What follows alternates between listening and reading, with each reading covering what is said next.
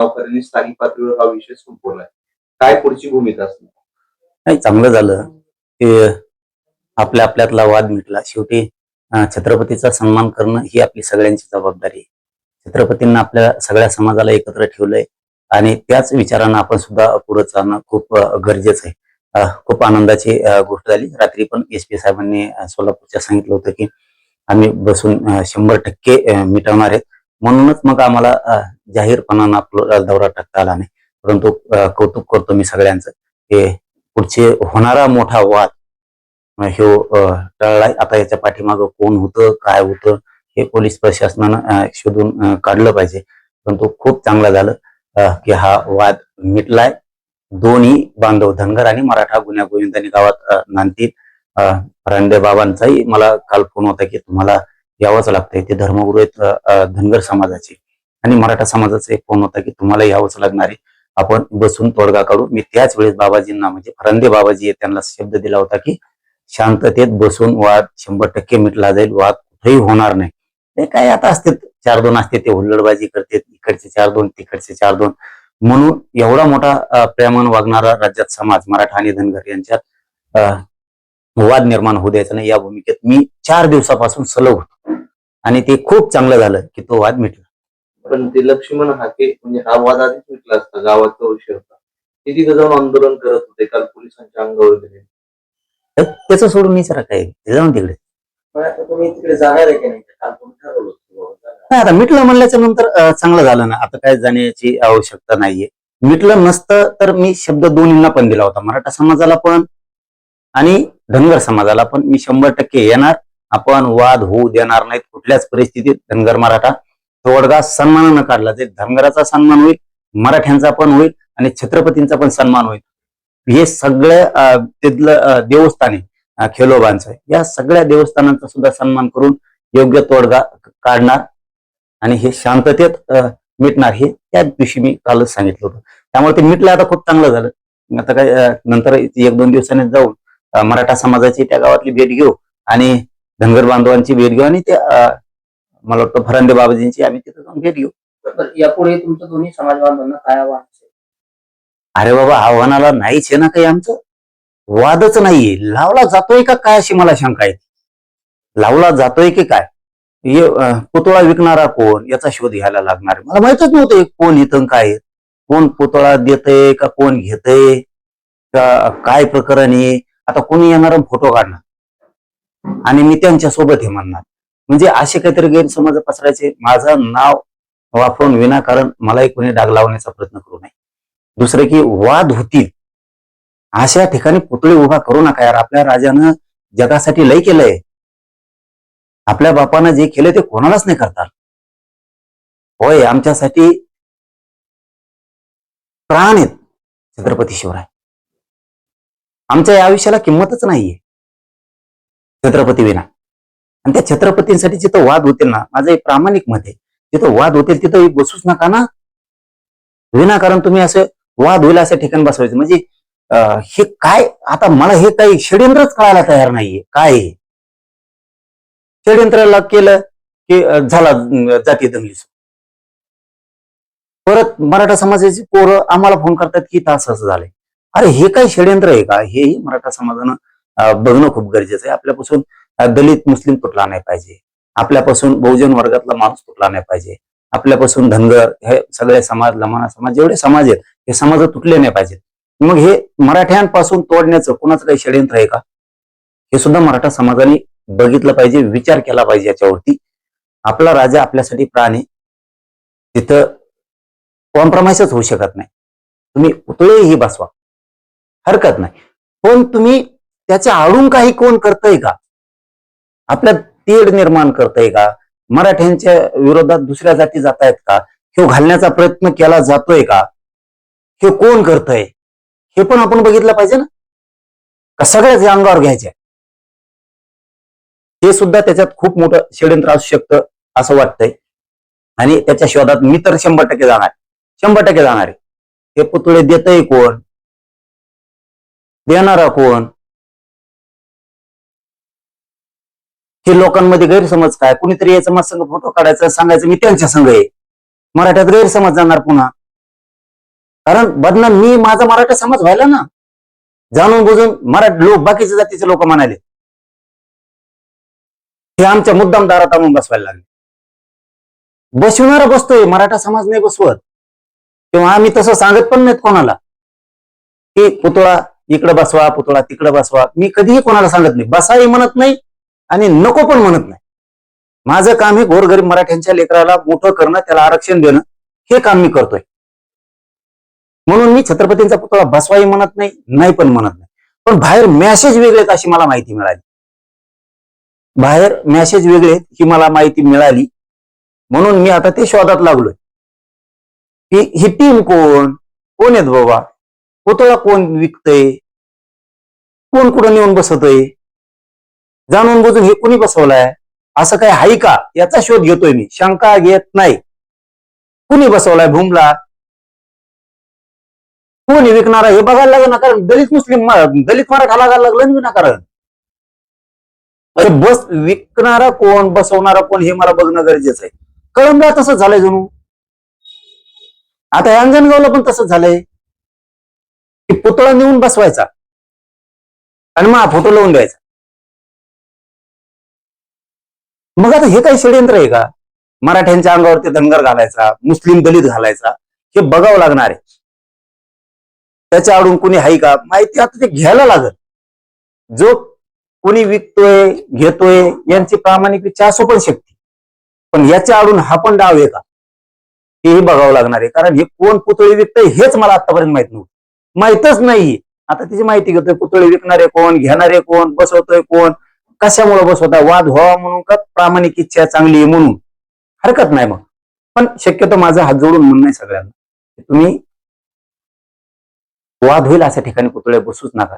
आपल्या राज्यासाठी गुंठा 2 गुंठे विकत घेऊ, शान केसात मोठं बांधकाम करू आणि मोठाले बसवून बसायचे. तर ते 20-30 लाख आले ते ब्राऊनचे का कशाचे ते बसवा, मोठमोठाले बसवा ना. मराठा समाजांनी आपलं दैवत बसवायचं ना, चांगले मोठाले बसवा. पण वाद होईल असं कुणी वागू नका, कोणीच. इथून पुढं वाद होतील अशा ठिकाणी पुतळे बसू नका. आणि तुम्हाला तरी बसवायचे असतील तर ती तुमची जबाबदारी. तुम्हाला असं म्हणायचंय का की शिवाजी महाराज यांचे पुतळे बसवून आणि बाजूला तुमचाही फोटो लावून तुम्हाला बदनाम करण्याचं षडयंत्र परस्पर हे चालू आहे? आणि मग काय, मग दुसरं आहे काय? हे बघा, माझा राजा बसतोय तिथं माझा फोटो लावला तरी चालतोय, हरकत नाही. पण तुमचा उद्देश काय? जाती जाती दंगली घडून आणणं हा उद्देश आहे का छत्रपती बसलेच पाहिजेत हा उद्देश आहे? हे लय महत्वाचं. अरे तुम्ही जिथं जिथं बसतो तिथं तिथं जातीच मराठ्यांच्या अंगावर चालल्या. मग तुमचा उद्देश पुतळा छत्रपती बसवणं नाहीये, तर जाती जाती तेढ निर्माण करणं हाही उद्देश असण्याची शक्यता आहे दाट याच्या. कारण सध्या बघा, तुम्ही बारीक विचार केला तर, मला खरं बोलायचं सवय म्हणून मी बोलणारच. बारीक विचार केला, आरक्षणाच्या लढाईच्या वेळेस दलित मुस्लिम बांधव बिचारे पळत होते. मग आता मराठ्यांच्या बाजूनं दलित मुस्लिम धनगर, उदाहरणार्थ ह्या लमानी समाज, मायक्रो ओबीसी, हे सगळे बांधव आहेत. त्यांचे ते नेऊन बसला झुकलं ना मराठ्यांचं दलिताचं, झाला उद्देश सार्थ यांचा. मग तुम्हाला पुतळा बसवायचा का जाती जाती आमच्या जुटून द्यायचं, मुसलमानाच्या दारात नेऊन बसून द्यायचा छत्रपती शिवरायांचा पुतळा कळंबला का कुठेतरी, उदाहरणार्थ त्या चौकात. तुम्ही छत्रपती म्हणून बसवा, आमची हरकत नाही. पण मराठ्यांच्या विरोधात मुस्लिम बी गेले पाहिजे, दलित बी गेले पाहिजे, हे मला पटत नाही. तुम्ही पुतळा अवश्य बसवा, छत्रपती म्हणून बसवा, जाती अंगावर गेल्या पाहिजेत म्हणून नाही. भूमला तसंच, आता त्या अंजनगावला तसं. म्हणजे आम्ही धनगर बांधवांना त्यांच्या लेकराबाळाला आरक्षण मिळावं म्हणून पाठिंबा देतो. तुम्ही ते देवस्थानाच्या ठिकाणी नेऊन बसवणार पुतळा. तुम्ही एखाद्या चौकात पुढे बसवलं असतं तर ठीक होतं. तुम्ही रच्चे नेणार आणि ते नेऊन बसणार, याचा अर्थ छत्रपतींचा पुतळा बसवणं उद्देश नसावा, तर मराठ्याचं धनगराची कुटाकुटी कशी लागल हा उद्देश असला पाहिजे. तुम्हाला जर छत्रपतींविषयी प्रेम आहे, मला जर पुतळे बसवायचे, आमचे ना नाही आहे ना, आम्ही नाही म्हणतो का, तुमचा उद्देश काय हे नाही कळत तुम्हाला. तर याचा पाठीमागून कोण आहेत? हे सुद्धा बघणं खूप गरजेचं आहे. उगाच आता फोटो दिसला माझा म्हणून मराठा समाजाने लगेच तोच उद्देश समोर घेऊन चालायचं, हे सुद्धा बरोबर नाही. मराठा समाजाने बारीक विचार केला पाहिजे. आपल्याला छत्रपती महाराज बसवायचे, मग बसवला पाहिजे. पाटलांचा फोटो आहे म्हणून आपण छत्रपती बसवलाय, पण त्याचा उद्देश वाईट आहे हे पण बघितलं पाहिजे. हा एक दादा काय सांगाल, जैन मुनी निलेश चंद्र यांनी एक वादग्रस्त वक्तव्य केलेलं आहे की नितेश राणेंची तुलना थेट त्यांनी छत्रपती शिवाजी महाराज यांच्याशी केलेली आहे. शिवाय बाळासाहेबांसारखी भूमिका मांडणारे नितेश राणे हे मुख्यमंत्री झाले पाहिजे असं ते म्हणतायत. नाही नाही, ते बाकीचं ठीक आहे, परंतु हे मुनीन फिनीन हे काय करायला लागलेत, विनाकारण जैन बांधवात मराठा बांधवात तेढ निर्माण करायला लागलेत विनाकारण. कारण यांनीच महाराणी ताराराणी साहेबांबद्दल सुद्धा वाईट वक्तव्य केलं. हे असले हरामखोर लोक आहेत ना, हे यांचे रक्त भेसळ आहेत, हे सडलेल्या रक्ताचे लोक आहेत. हे मुनी असूच शकत नाहीत. हे मुनीरभाई झाले आता. हे आता मुनीरभाई झालेत. निजामभाई मुनीरभाई आहेत ना, हे मुनीरभाई झालेत आता. हे धर्मगुरू असूच शकत नाहीत. कारण जे ज्यांना बोलताना तारतम्यच नाहीये, माजल्यासारखं बोलायचं.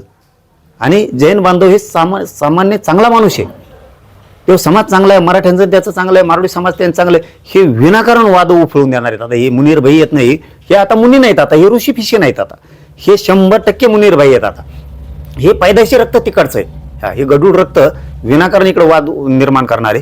माझं मुख्यमंत्र्यांना सांगणं, या लावर घाला बरं का तुम्ही लवकर.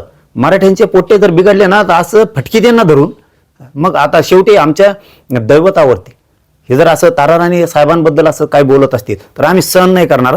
आम्ही विचार नाही करणार परिणाम काय होणार आहेत. यांच्यावरती गुन्हे दाखल करून यांचे तोंड लवकर बंद करा. आणि जैन बांधवांना माझं आव्हान आहे की तुम्ही चांगले लोक आहेत, तुम्ही ह्या मुनींचे कानं उपटा, यांना सांगा नीट राहा म्हणून. तुम्ही समाजाला संस्कार द्यायचं काम करा. तुम्ही मराठ्यात आणि जैन बांधवात मारवाडी बांधवात वाद लावायचं काम करू नका. नसता आम्ही जितकं संयमाने येत ना, तुमचा काही गैरसमज असताना आम्ही संयमाने येत. तुम्ही लय बेकार दिवसाला सामोरं जावं लागत तुम्हाला.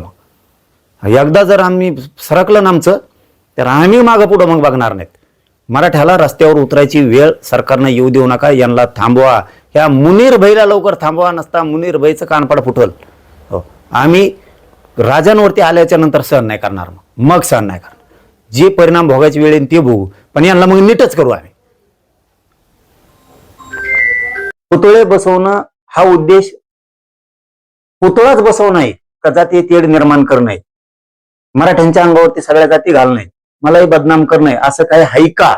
त्याचा मी पण शोध घेणार आहे. नसेल तर चांगली गोष्ट आहे. जर माझ्या समाजाला बदनाम करायचं किंवा त्यांच्या अंगावरती दुसऱ्या जाती येऊ नयेत असा जर उद्देश नसेल तर मग ते चांगलं आहे. पुतळा बसवणं चांगली गोष्ट. पण तो उद्देश असेल तर अवघड आहे. कारण तोच उद्देश मला दिसतोय. कारण प्रत्येक जागेवरती मराठ्यांच्याच अंगावरती जाती येतील असाच प्रयोग राबवला जातोय. अशी मागणी करणार आहे त्या संदर्भातली पोलिसांकडे? नाही, मला हे बघा, मी अशी पोलिसांकडे कुठली मागणी करणार नाही. शेवटी तो ज्यांचा त्यांचा रोल आहे. मी याच्यात जाणारच नाही.